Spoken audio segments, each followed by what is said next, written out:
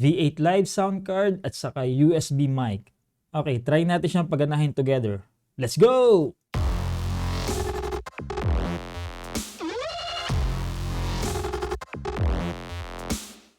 Before we go to the tutorial itself, magbibigay muna ako ng heads up. Number one, yung solution dito para mapagana natin yung V8 together with the USB mic, it's not that elegant. In fact, sa tingin ko parang redundant nga yung gagawin natin. But anyway, we're trying to make it work, so whatever. And then secondly, it's not gonna work sa lahat ng USB mics. There are just certain USB mics na gagana to.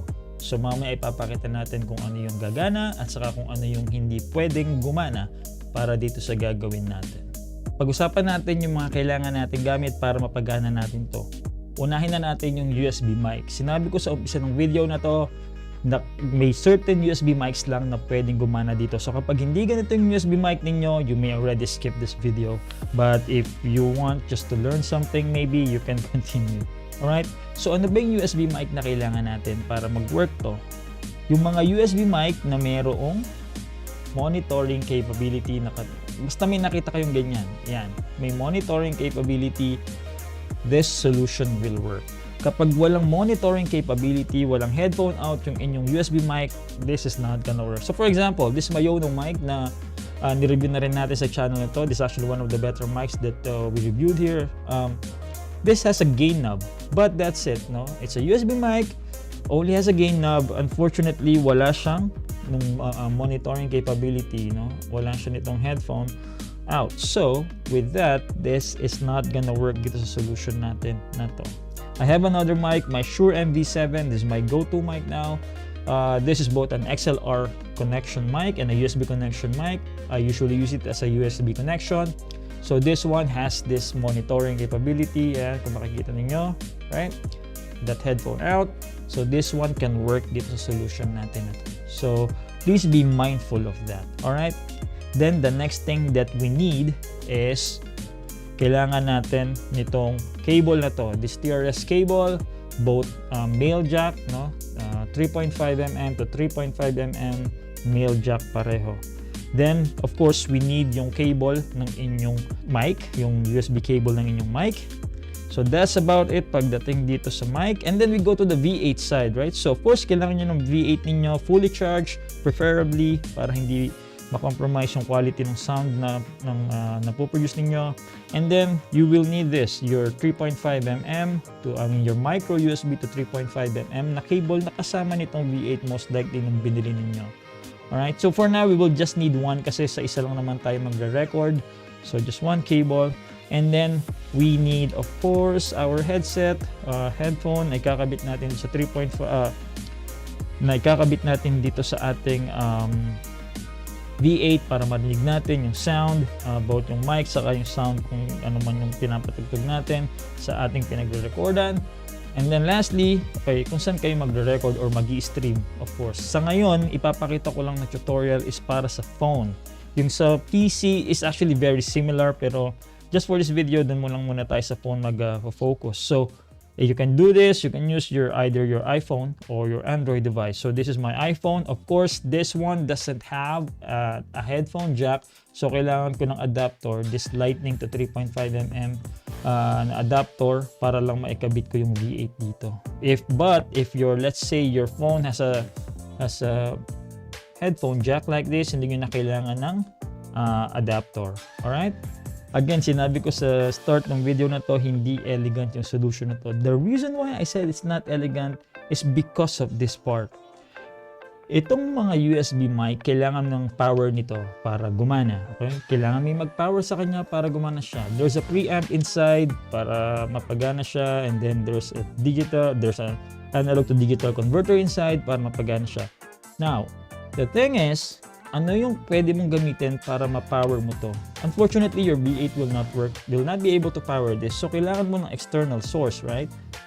I tried using this, yung mga phone charger. Supposedly, this one usually just need 5 volts. This one can produce that. And I tried this one. With this mic, it doesn't work.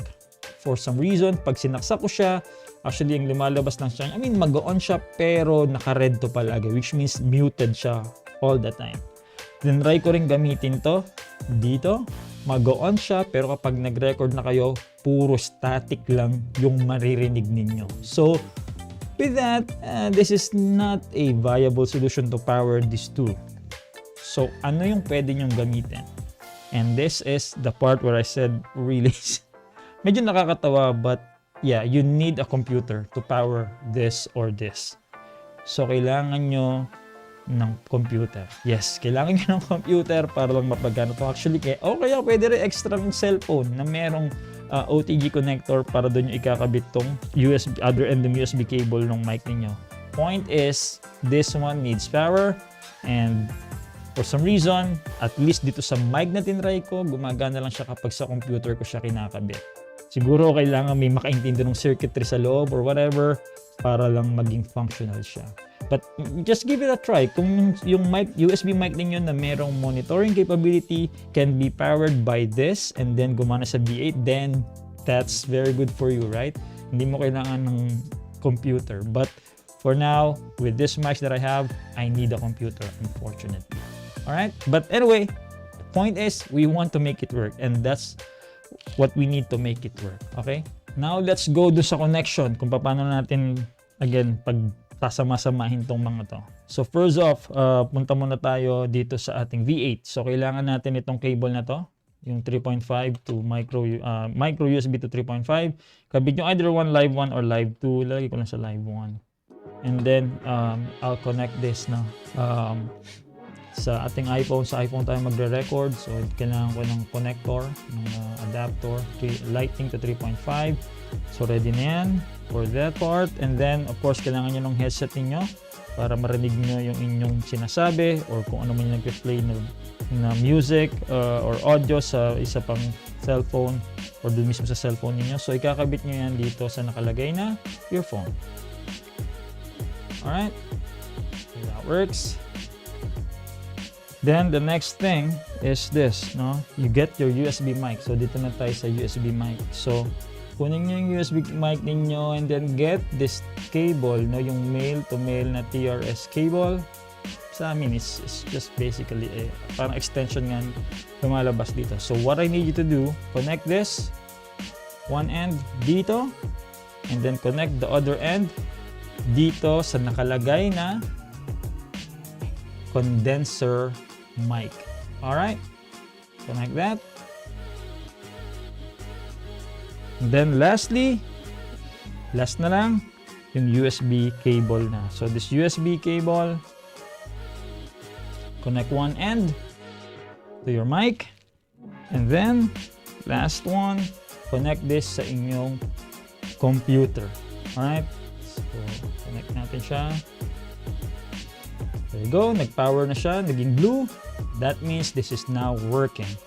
So, with this, pwede na tayong mag-record using our cell phone, using our USB mic, together with the V8. Alright? So, of course, don't forget pala to turn on your V8 or else hindi gagana. So, let me just set this one up. Ilalagay ko lang itong mic sa mic stand and then ilalagay ko lang at yung cellphone natin dito sa ating tripod para mas madaling mag-record. Alright? Give me one moment. Alright, so ready na tayong mag-record dito sa ating iPhone using this mic na dumadaan sa V8. Sa ngayon, dito pa tayo sa main camera natin kumukuha ng video na to using our lavalier mic.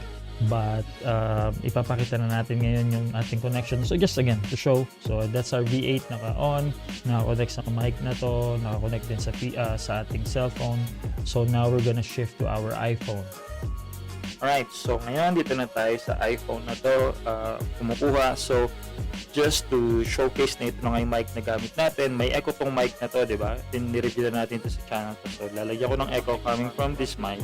Sound check, test mic 1, 2. So that's coming from this mic. Now to show na nakakonect nga to dito sa V8, maglalagay tayo ng echo coming from the V8. So lagyan natin ng echo. Sound check. So that echo is coming from this V8.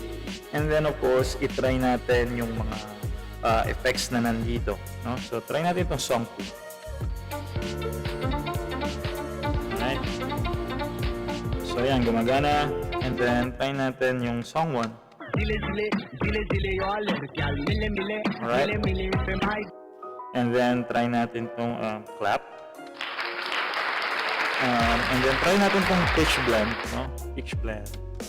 Sound check, test mic, yan, nagbago yung boses natin. Try natin iba pa. Sound check, test mic, 1, 2, sound check. Sound check, Sound check, test mic, 1, 2. Alright, so, There you go. So, ayan, no? I mean, just to showcase na napagana nga natin to. So, that's the demo na napakita natin gumagana yung ating USB mic together with this V8 sound card. Alright? Now let's go back to this camera. So I mean, there you go, no? And that's how you connect your USB mic sa V8. Now just maybe something.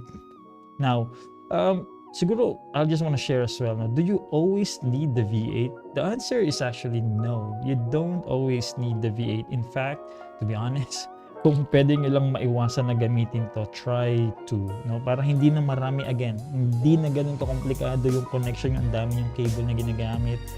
Kung hindi nyo naman kailangan ng mga parang soundboard na nandito, yung mga song 1, song 2, pay attention clap or whatever, o yung pitch blend na yon, and you just need to speak habang nag-stream kayo, just connect your USB mic directly sa yung cellphone or laptop and then do your stream or record your video.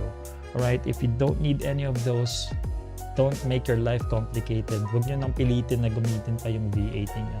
But in case if you need it, and let's say you have a USB mic na interesado kayo bilhin, o kaya meron na kayong USB mic mismo, hopefully yung merong monitor out or may monitoring capability, then it will work with your V8 sound card. Alright?